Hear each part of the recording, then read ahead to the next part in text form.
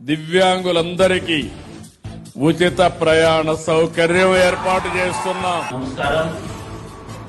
రాష్ట్రంలో ఉన్నటువంటి దివ్యాంగ సోదరి మనులందరికీ ఈ నెల 18వ తేదీ బుధవారం రోజున ఏపీఎస్ఆర్టీసీ బస్సుల్లో ఉచిత ప్రయాణాన్ని మన కూటమి ప్రభుత్వం ముఖ్యమంత్రి వారిలో మన గౌరవనీయులు నారా చంద్రబాబు నాయుడు సార్ గారు మరియు ఉప ముఖ్యమంత్రి వారిలో మన పవన్ కళ్యాణ్ సార్ గారు, మన యువగలం రథసారథి నారా లోకేష్ బాబు గారి నేతృత్వంలో గుంటూరు పట్టణం నందు మన దివ్యాంగులందరికీ ఆర్టీసీలో ఉచిత ప్రయాణాన్ని ప్రారంభించబోతున్నారు.